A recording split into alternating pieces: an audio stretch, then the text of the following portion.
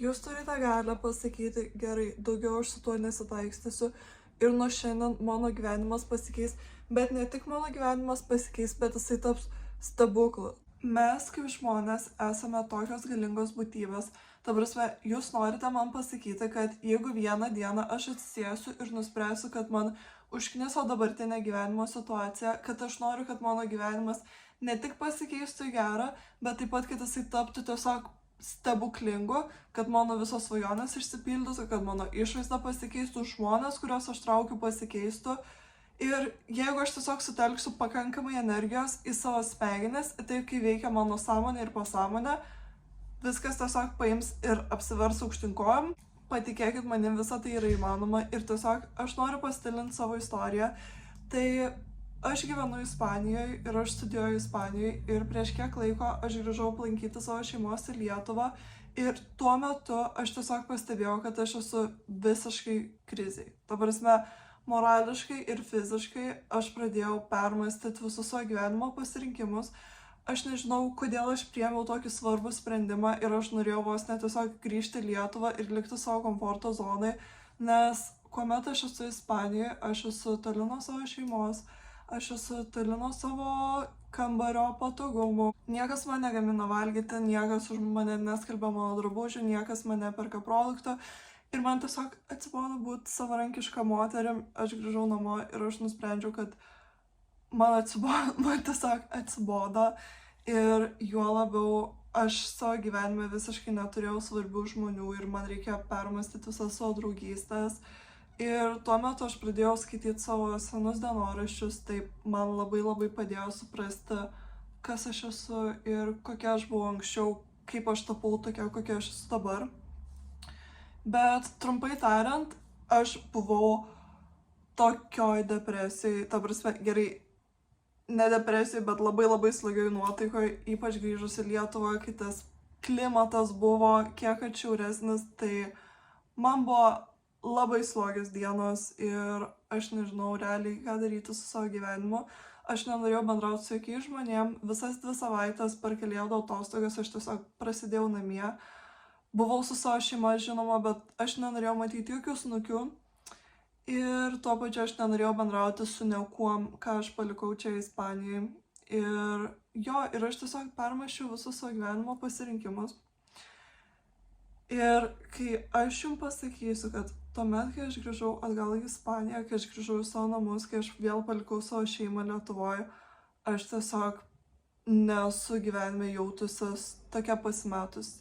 Ta prasme, 2 dienas iš eilės, dar kai aš čia grįžau, čia nebuvo mano kambariokų, tai 2 dienas iš eilės aš jaučiausi vienišiausia, kokia aš esu buvus per visą savo gyvenimą. Ir nežinau, aš tiesiog norėjau verkti 24/7, aš atsimenu, aš jau į džymą jau pasivaikščiot. Ir dar blogiausias dalykas, kad tuo metu džymas nusprendė neveikti. Tai džymas buvo uždarytas, kas yra vienintelis mano būdas išgyventi savo sunkias emocijas. Tai džimas buvo uždarytas ir aš tiesiog grįžinėjau namo, aš atsisėdau ant suoliuko ir aš supratau, kad aš nebeatsistosiu, kad mano akyse kaupėsi ašaros, aš dar klausiausi naujo Bad Bunny albumo ir aš galvoju, aš išsijungsiu šitą albumą, kad jisai man nesiasocijuotų su liūdesiu. Tai va.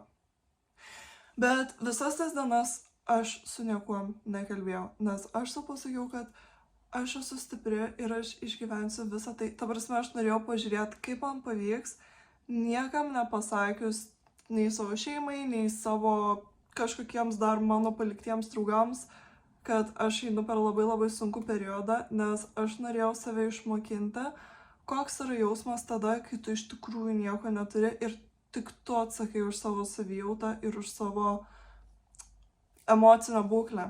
Tai aš su niekuo nekalbėjau. Ir aš kalbėjau su Dievu. Ta prasme, vienintelis dalykas, kuris buvo čia man ir kurį aš prisileidau, buvo Dievas ir pati aš savo.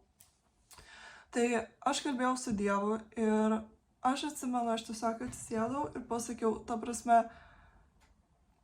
mieloji visata, bet aš daugiau nesitaikstysiu su tokiu gyvenimu. Ir Aš atsimenu, kaip tiksliai aš įvardijau, ko aš noriu, kokios yra mano svajonės ir kokiu žmogum aš noriu tapti. Ir ta prasme, aš pasakiau, kad aš noriu tikrų žmonių savo gyvenime, aš noriu, kad pas mane ateitų tokie draugai, kurie verstų mane jaustis mylima. Aš noriu galimybių keliauti, aš noriu išgražėti fiziškai ir morališkai. Ir aš pasidariau netgi vision boardą, ta prasme, aš pasiėmiau iš Pinterest labai daug nuotraukų, jas susimečiau ir užsidėjau ant savo ekranų užsklandos. Ir ką aš darydavau, tai kiekvieną vakarą aš atsisėsdavau priešais savo laptopą, kur yra tas vision board, ir aš žiūrėdavau į visas tas nuotraukas, kurios aš noriu, kad atrodytų mano gyvenimas. Aš klausiausi high frequency music ir aš tiesiog žiūrėdavau į tą laptopą ir sakydavau, čia bus mano gyvenimas. Ir ne tik tai čia bus mano gyvenimas, bet aš dar gausiu dar 10 kartų geriau, negu aš čia pavaizdavau. Nes kodėl ne? Ta prasme, kodėl ne? Ir tas momentas, kai aš pajaučiau, kad pradėjo keistis mano visas mąstymas, ta prasme, aš pradėjau matyti tiesiog, kodėl aš neturėčiau būti nusipelnius visų šitų stebuklų. Kodėl aš neturėčiau būti nusipelnius visų šitų svajonių. Kodėl aš neturėčiau būti nusipelnius gerų žmonių, kelionių, galimybių, pinigų, grožio. Ta prasme, aš darau viską, kad aš tą gaučiau. Aš pati esu geras žmogus, aš pati žinau, kad aš galiu būti be galo mylinti, be galo ištikima draugė, kuri tiesiog, ta prasme, žmonės, kurie yra mano draugai, man atrodo, jie jaučiasi kaip, aš nežinau, kaip svarbiausi žmonės pasaulyje. Nes jeigu tu esi mano draugas, tu visą laiką būsi mylimas, išklausytas ir tuo pačiu aš visą laiką, ta prasme, visą laiką tą padarykit, tai kai jūs susitinkat su kažkokiu žmogum ir grįžtat namo, parašykit jam žinutę. Ačiū šiandieną, aš tą be galo vertinu ir pamatysite, kaip tiesiog žmonės pasijaučia vertinami ir mylimi, kai jie yra prie jūsų. Bet ką aš manau pasakyti?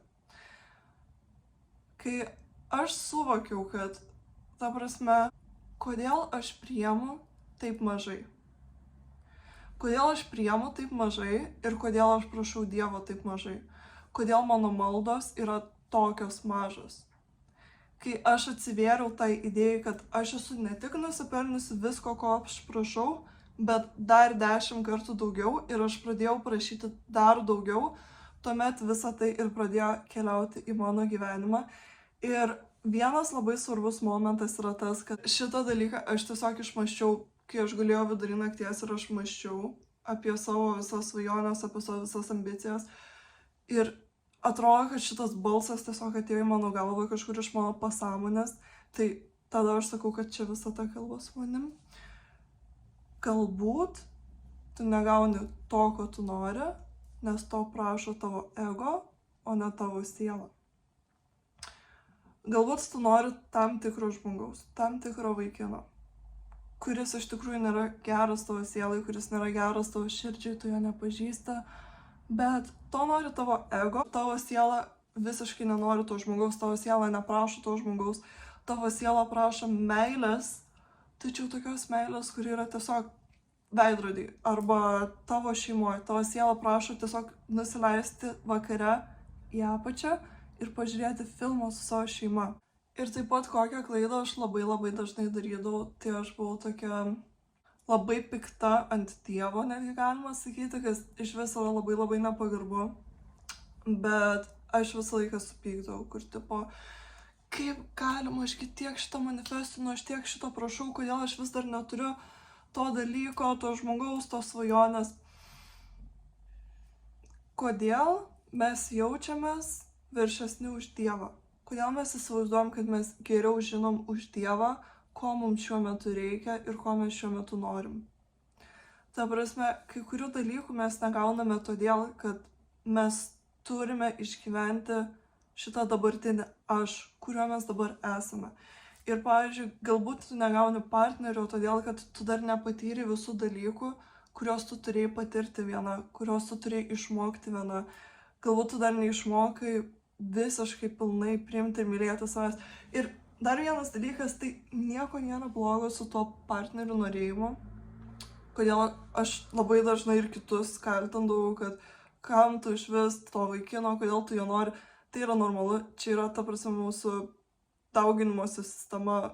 Ir jeigu jūs norite partnerių, jūs neturėtumėt savęs už tai kaltinti, bet supraskit, kad tas noras taip pat yra energija.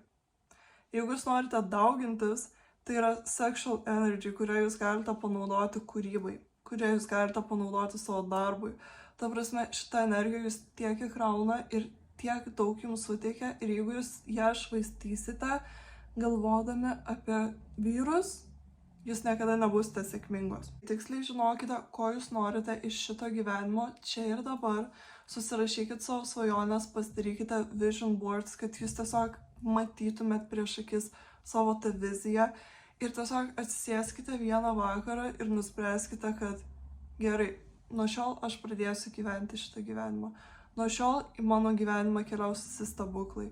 Ir kai aš ką tik kalbėjau apie tai, kad kartais jūs negausite visko, ko jūs norite, ko jūs tiksliai prašote, supraskite, kad jūs gausite tiesiog gerą energiją. Jeigu jūs prašote meilės, jūs ją gausite bet kurią formą ir ta prasme jūs visą laiką galite prašyti tokių abstraktesnių dalykų, kurių jums iš tikrųjų reikia. Kitas dalykas, jūs privalote pašalinti savo blokus, nes būtent dėl tų blokų jūsų visi palaiminimai, jūsų stebuklai net keliauja pas jūs.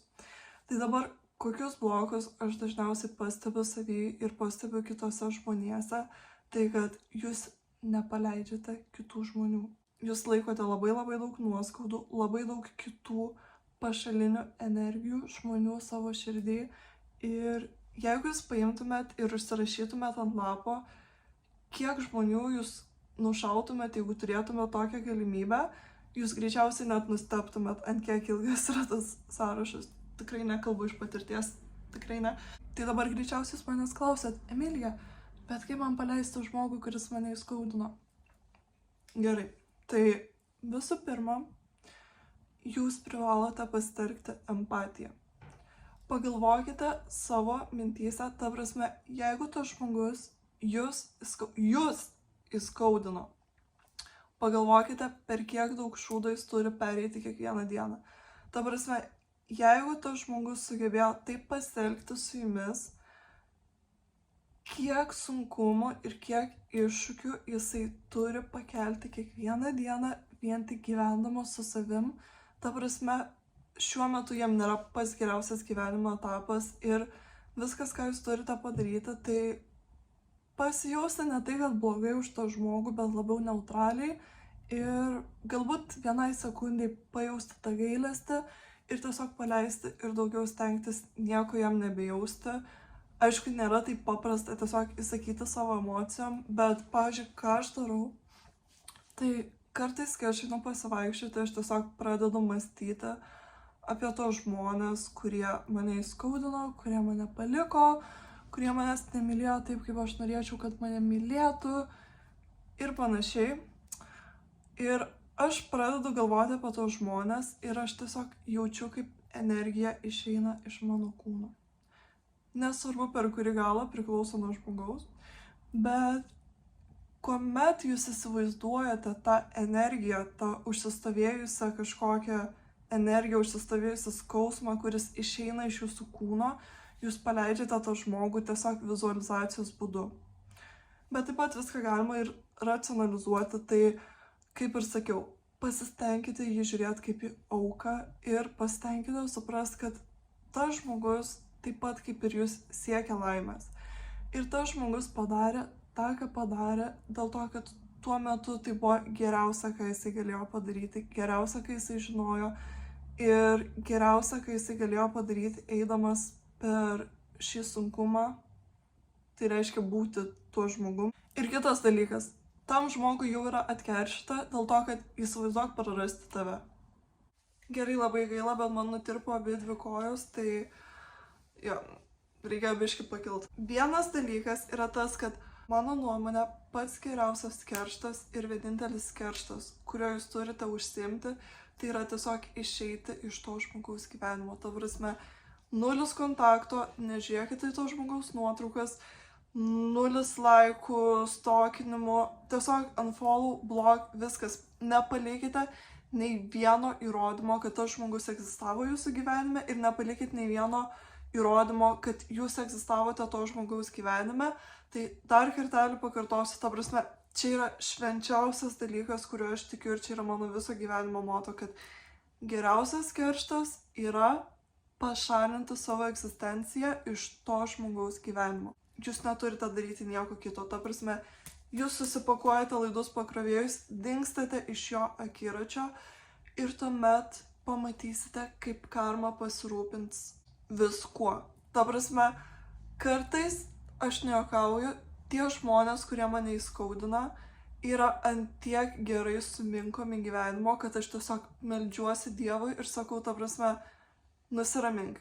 Viskas, jisai išmoko pamoką, daugiau nebereikia, aš jam atleidžiu, prašau.